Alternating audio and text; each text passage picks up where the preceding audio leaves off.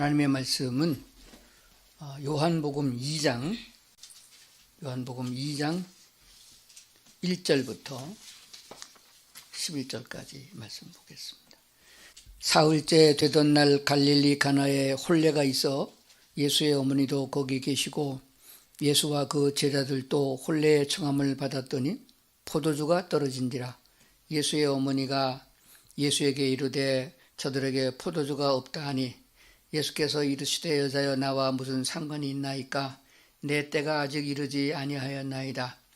그의 어머니가 하인들에게 이르되 너희에게 무슨 말씀을 하시든지 그대로 하라 하니라.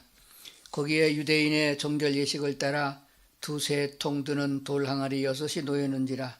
예수께서 그들에게 이르시되 항아리에 물을 채우라 하신즉 아귀까지 채우니 이제는 떠서 연회장에게 갖다 주라 하심에 갖다 주었더니 연회장은 물로 된 포도주를 맛보고 어디서 났는지 알지 못하되 물도온 하인들은 알더라. 연회장이 신랑을 불러 말하되 사람마다 먼저 좋은 포도주를 내고 취한 후에 낮은 것을 내거늘 그대는 지금까지 좋은 포도주를 두었도다 하니라. 예수께서 이 첫 표적을 갈릴리 가나에서 행하여 그의 영광을 나타내심에 제자들이 그를 믿으니라. 아멘.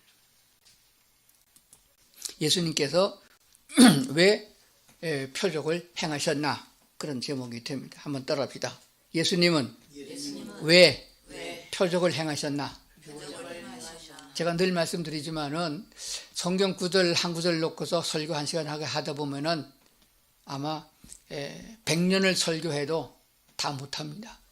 그러니까 우리 이제 그리스도인들은 성경을 본인이 읽으면서 또 다른 목사님의 설교를 들으면서도 본질적인 문제를 생각하면은 잘 깨닫고 분별할 수 있는 줄로 그렇게 믿습니다. 이 요한복음 2장에 있는 물로 포도주를 만든 사건은 주일학교로부터 성년, 장년부 이르기까지 수없이 많이 들었던 설교인 줄 압니다.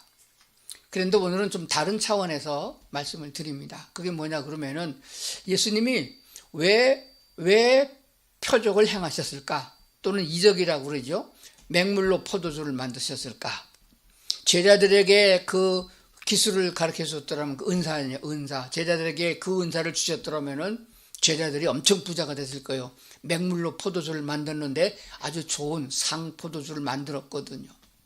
지금 만약에 맹물로 기름을 만들어낸다 그러면 부자가 될 거 아니겠어요? 뭐 예수님께서 못하실 것도 없죠. 근데 제자들에게 그런 목적으로 표적을 행한 건 아니라 하는 사실을 알아야 된다는 것입니다.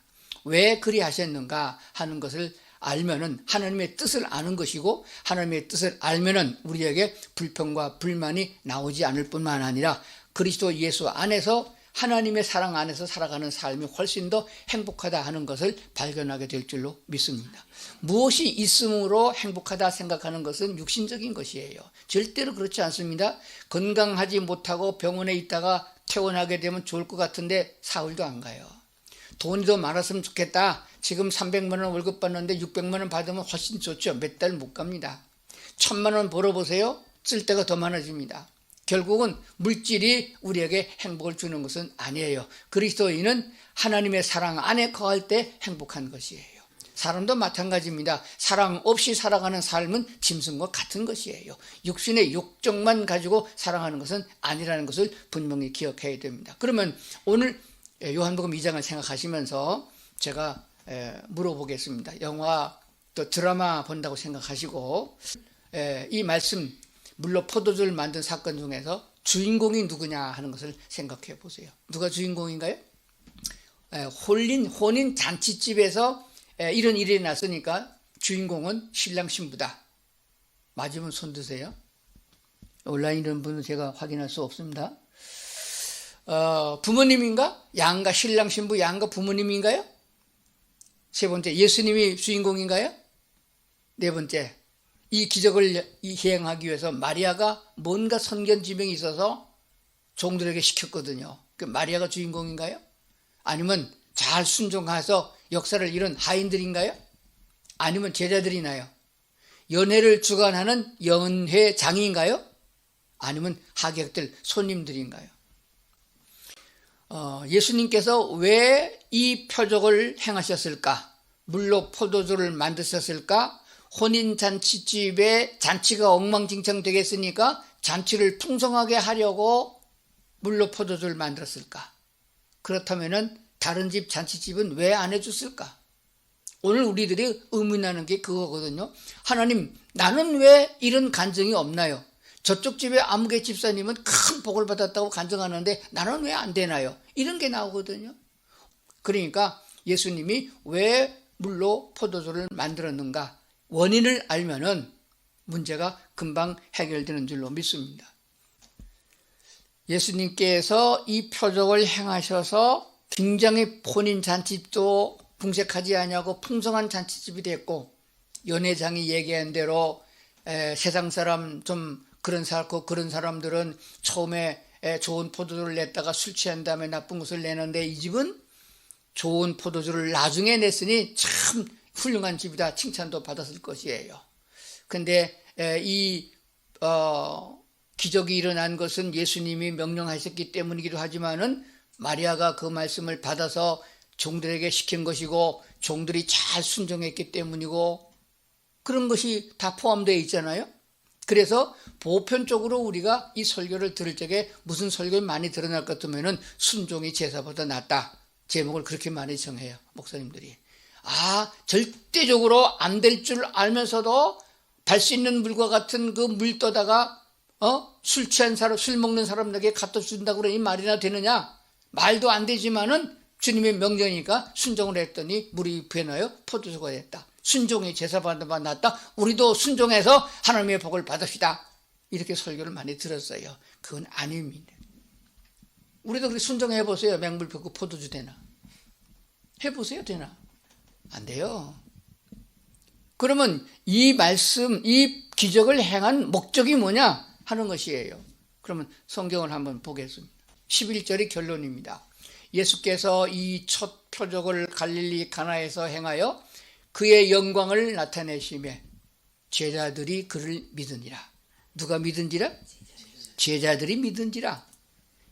결론을 말씀드리면은 이 표적을 행한 목적은 제자들이 믿은지라고 말씀하셨음을 보게 됩니다. 표적을 행한 이유가 뭐죠? 제자들을 믿게 하려고 이 표적을 행했다 하는 원론을 성경에서 찾아서 말씀을 드렸습니다. 이것을 우리가 확실히 하기 위해서 구약 성경으로 돌아갑니다. 모세가 미디안 광야에서 40년을 보내고 그의 나이가 80이 돼서 부름을 받습니다. 그때 모세가 하나님께 물은 적이 있습니다.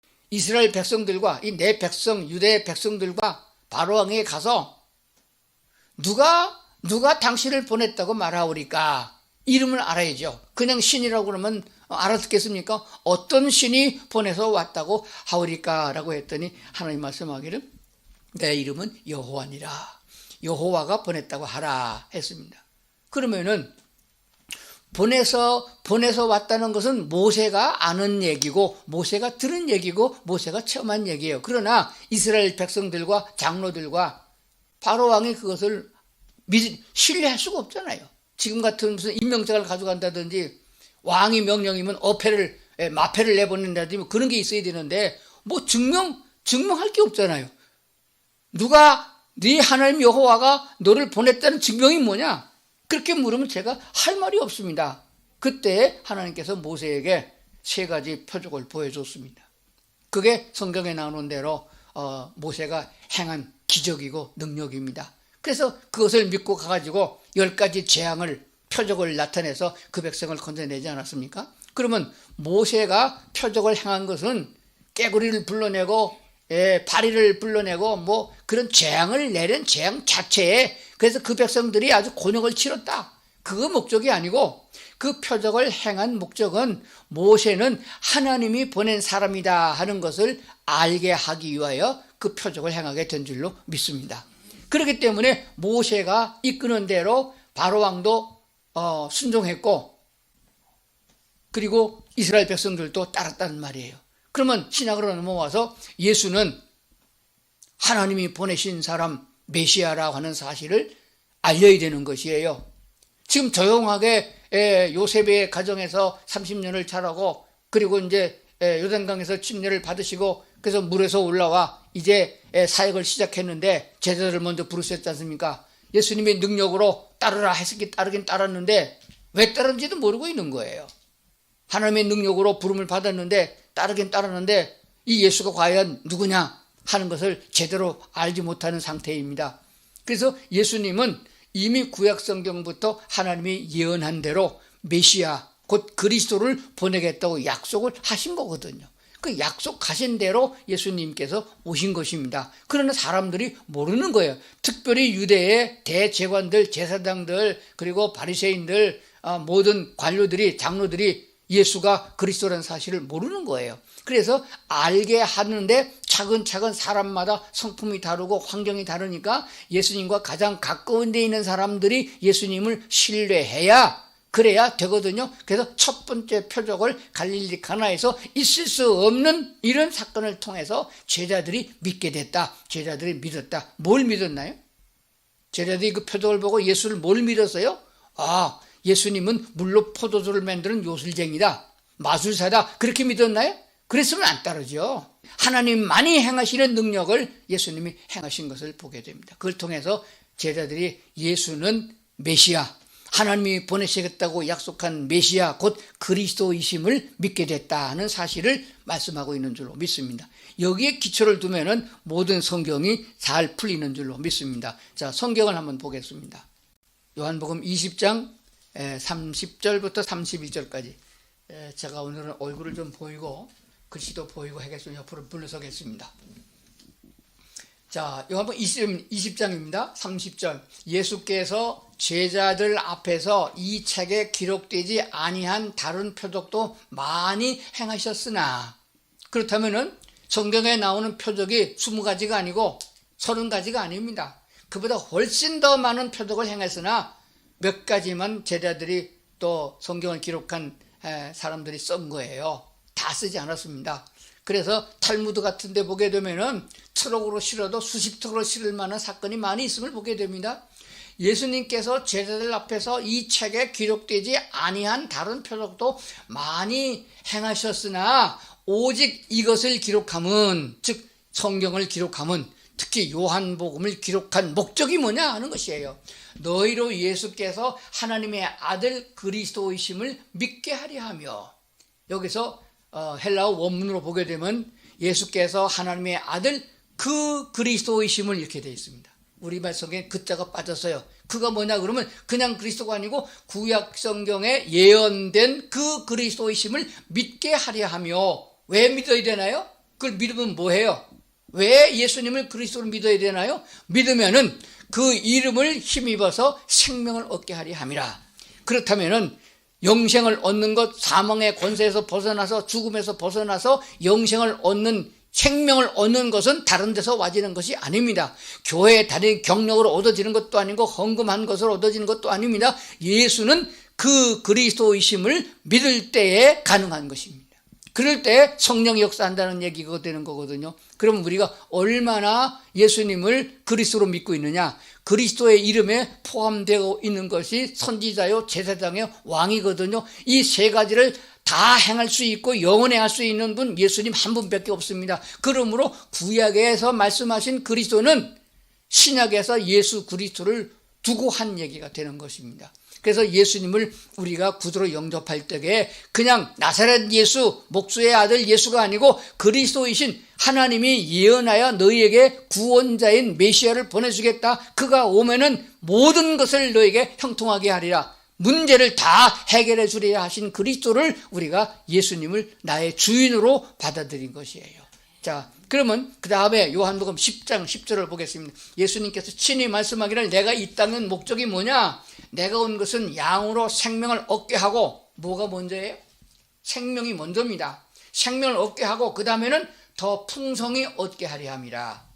여기서 앞에서 말한 생명은 영적인 것을 말하고 후자에 나오는 더 풍성이라는 말은 물질 명사이기 때문에 우리가 이 땅에서 육신을 입고 살아가는 삶 속에서 얻어지는 풍성함을 말하고 있습니다. 물질도 더 풍성하고 건강도 더 풍성하고 사람과 관계도 더 풍성해지는 아주 모든 좋은 것에 더 풍성한 역사를 우리 주님이 주신다는 거예요. 왜 주시느냐? 아무나에게 다 주느냐? 그게 아니라는 거예요. 생명을 얻은 자에게 풍성함을 주는데 지난주에 말씀드린 대로 영혼이 잘 되어야 범사가 형통하게 된다는 원리와 똑같은 것을 다시 말씀해 주는 줄로 믿습니다. 자, 그러면은 우리는 지금 예수 그리스도를 나의 구주로 영접하여 하나님의 백성이요, 하나님의 자녀가 하나님의 사랑받는 백성이 됐지요. 그러면 이제 더 풍성한 일만 남을 것이며 하나님께 영광 돌리고 찬양 드리는 기쁘고 감사한 삶이 이어질 줄로 믿습니다. 그러면 무엇이 잘못됐냐를 깨달아야 돼요. 하나님과 나와 관계가 어떤 관계느냐. 하나님과 나와 사이가 좋아야 된다 말씀드렸거든요. 얼마나 좋으신가요? 오늘 아침 일어나서 제일 먼저 뭐 했어요? 세수 먼저 했나요? 우리는 자나 깨나 앉으나 서나 누웠을 때나 길을 걸어갈 때나 이스라엘 백성들이 율법을 묵상한 것처럼 우리는 여호와 하나님을 생각해야 됩니다.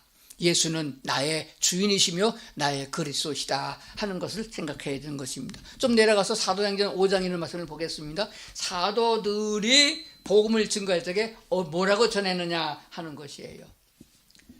너희가 나무에 달아 죽인 예수를 임금과 구주로 삼으셨느니라. 이 말은 우리말로 지금 쉽게 번역하면은 하나님께서 말씀하시기를 너희들이 나무에 십자가에 달아 죽인 예수를 내가 임금과 구주로 임명했다, 그런 말이에요.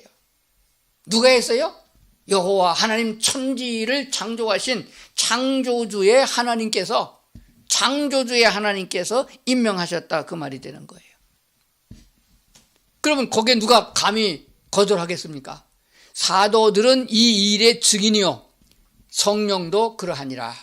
지금 우리가 성령으로 말미암아 예수를 믿을 힘을 얻었고 성령의 능력으로 내 악한 생각을 버리고 성령의 도우심으로 말미암아 선을 행하고 성령의 인도하심을 따라서 마귀 권세를 이기는 거 아니겠어요?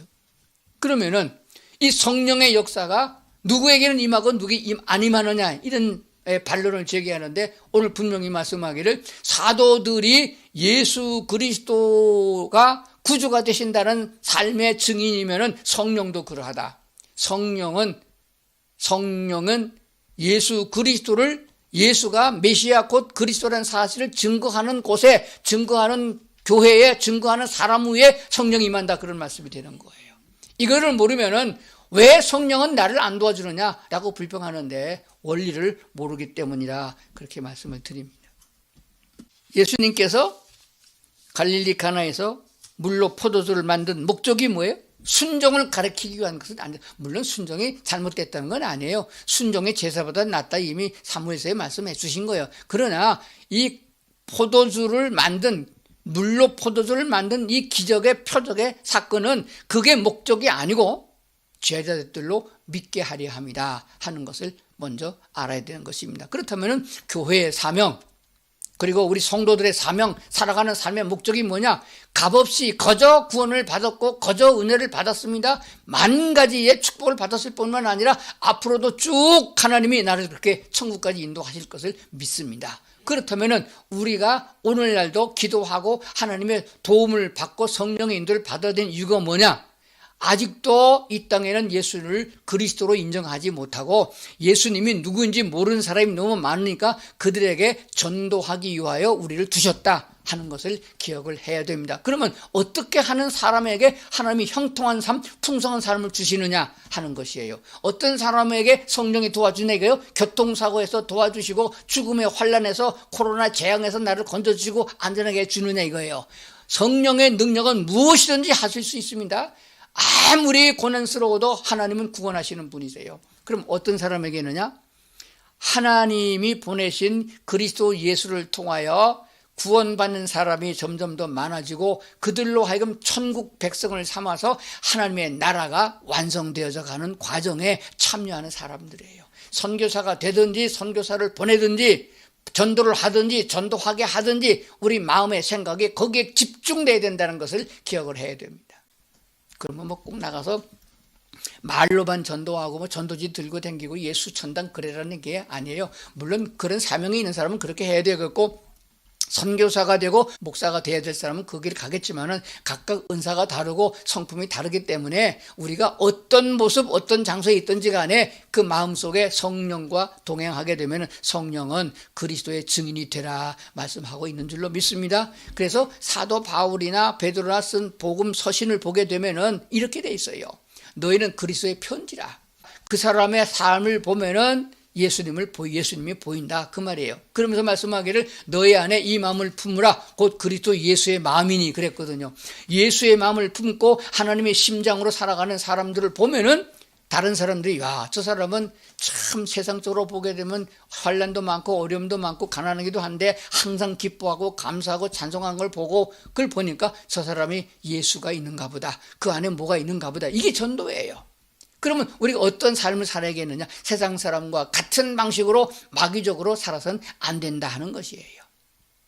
하나님의 성령이 함께 하시면은 환경이 바뀌는 것이 아닙니다. 내 심령 속에 바뀌는 거예요. 뭘로 바뀌느냐? 주인부터 바뀌는 거예요. 내가 주인이 아니고 예수님이 나의 주인이다.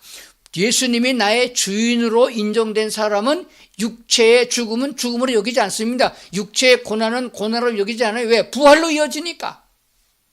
예수님의 제자들이 다 두려움에 떨고 있었는데 성령의 충만함을 받으니까 부활의 증인이 된 거예요. 우리가 증인이다. 사람 앞에서 너희들의 말을 듣느냐? 하나님 앞에서 하나님의 말을 듣는 것이 옳지 않느냐? 목숨을 내놓고라도 나는 하나님 편에 서겠다 이렇게 했던 것을 보게 돼요. 하나님께서는 그 사람들을 버리셨나요? 아니에요. 우리는 이 세상에 100년을 내다보기 때문에 육신적으로만 생각을 합니다. 그래서 기껏해야 생명보험 들고 재물 모았다 자식 새끼한테 남겨주는 건데 그거 아니에요. 재물을 남겨두는 것보다 믿음을 남겨주는 것이 낫고 어떤 명예나 세상에 어떤 것을 남겨두는 것보다 신앙, 여호와를 경외하는 신앙의 삶을 남기는 것이 훨씬 더 나은 것을 우리가 알아야 하는 것입니다. 우리는 하나님의 은혜 가운데로 살고 있잖아요. 그래서 믿음을 가지고 살았던 삶의 마지막을 보세요. 기쁨과 감사함이 있는 삶인가? 하나님의 나라는 먹는 것과 마시는 게 아니라고 그랬어요. 하나님의 나라는 평강과 의와 희락이라고 그랬어요. 옳은 것이 있나요? 이 세상에 점점 더 세상이 악해지고 있기 때문에 옳은 것이 없어졌어요. 다니엘서에 보게 되면 금머리에서 점점 내려가다 보면 철이에요. 철은 강하지만 가치가 없는 거예요. 이게 옳지 않은 사람들을 보게 되면은 세긴 세요. 강합니다. 돈도 있고요. 권력도 갖고 있습니다. 그런데 가치가 없어요. 진짜 가치가 있는 것은 하나님의 사랑이에요. 지는 것 같으나 이기고 망하는 것 같으나 일어나게 되는 것이며 거꾸로 찜을 당해도 하나님이 일으켜 주시는 하나님과 동행하는 삶이 있다는 것을 알게 되는 것입니다. 그러므로 환경이 문제되는 것이 아니고 우리 심령 속에 하나님이 있느냐 또 하나님과 얼마나 가까운 사이느냐 하는 것에 있다고 성경은 가르쳐주고 있는 줄로 믿습니다. 자, 기적을 행한 목적 설교한 거니까 한번 되새겨 보십시다. 1번 순종의 중요성을 가르치려고 기적을 행했다. 맞으면 동그라미, 틀렸으면 가위표. 1번 2번 잔치집을 풍성하게 하려고 기적을 행해 줬다. 세 번째, 예수님은 기적을 행하시는 기적을 행하는 분임을 나타내려 함이었다. 네 번째, 제자들에게 기적의 방법을 가르쳐 주시려고 표적을 행했다. 5번을 제가 비워놨어요. 1, 2, 3, 4는 아마 열이라면은 1이나 2는 타당성이 있습니다. 아주 틀릴 때는 아니에요. 자, 그러면은 예수님께서 기적을 행한 목적이 뭐라고 했어요? 5번의 답을 달아보세요. 뭐예요? 5번의 답은 제자들로 하여금 믿게 하려 합니다. 뭘 믿어요? 무슨 믿음을 주려고 가르친 거예요? 따라합시다. 예수님은 그 그리스도이심을 믿게 하려 합니다. 왜 그를 넣어야 되느냐? 그거는 구약에서부터 예언한 그리스도. 구약 성경에 보면요, 그리스도라는 말이 많이 나와요. 기름 붓는다는 의미거든요. 왕도 그리스도요, 제사장도 그리스도요, 선지자도 그리스도요. 그런 그리스도가 아니에요. 예수님을 두고 한 얘기가 됩니다. 그 세 가지의 사건, 기름 부었던 사람들을 다 영원토록 행할 수 있는 그리스도, 그 그리스도가 우리의 주인이고 왕이시다. 하나님께서 십자가에 못 박은 예수님을 왕이요, 제사장으로, 선지자요, 왕으로 삼으셨다 말씀하셨습니다. 그 예수님을 내가 나의 주인으로 영접합니다 이렇게 고백해서, 그래서 하나님이 우리를 하나님의 자녀라 칭해 준 것이거든요. 제자들로 믿게 하려 함이었다 하는 것이 분명한 목적이었습니다. 그렇기 때문에 교회가 맨날 뭐 축소하고 병만 고쳐주고 뭐 잘되고 뭐 복받았다, 뭐 아파트가 몇 채 올라갔다 떨어졌다, 그거 갖고 살아가는 삶이 그리스도인이 아니라는 것을 우리가 꼭 기억을 해야 됩니다. 자, 그러면은 오늘 말씀을 생각하시면서 요한복음 2장을 보았잖아요. 3장 4장 읽어보세요. 표적이 많이 나와요. 두 번째 표적은 어디서 무엇을 행하셨느니라. 오늘 이 원리를 딱 적용하면 뭐든지 다 맞게 돼 있어요. 그러면 우리 생활에도 이 말씀을 적용하면 맞게 돼 있습니다. 근데 엉뚱한 데다가 초점을 맞춰가지고서 행함에 강조하다 보면 공자월맹자를 돼요. 그러나 하나님의 뜻을 아는 것은 중요합니다. 하나님의 뜻을 알아야 뜻을 따라가지요. 하나님의 뜻을 아는 가장 좋은 방법은 하나님과 가까이 하는 것이다. 또 재탕합니다. 하나님과 가까이 하는 방법이 뭐예요? 성경을 읽는 거, 설교를 듣는 거, 성경을 쓰는 거, 성경을 암송하는 거, 하나님의 말씀을 묵상하는 거. 그래서 시편이 나의 노래가 돼야 되겠고, 하나님의 말씀이 오늘 내 삶의 양식이 돼야 되는 거. 그래서 나는 너무나도 부족해서 말씀을 읽었으나 설교를 들었으나 따라가지 못하겠나이다. 그럴 적에 기도가 따라가야 돼요. 기도가 뭐예요? 떡 따라, 떡 주라, 밥 주라, 그게 아니에요. 말씀을 순종할 수 있는 힘을 주시옵소서, 주님의 사랑을 내게도 허락해 주시옵소서, 그렇게 기도하는 거예요. 그러면 그 기도를 응답해 주셔서 성령께서 내게 그런 마음을 주시고 힘과 용기를 주셔서 행하게 하시는 거예요. 그럼 뭐가 따라오느냐? 기쁨과 은혜가 따라오는 거예요. 사도 바울이 감옥에 갇혀서 언제 죽을지도 모르는데 기뻐서 밤새도록 찬양했겠습니까? 하나님이 기쁨을 주니까 찬양하고 찬송의 힘을 주셔서 찬송하는 것이죠.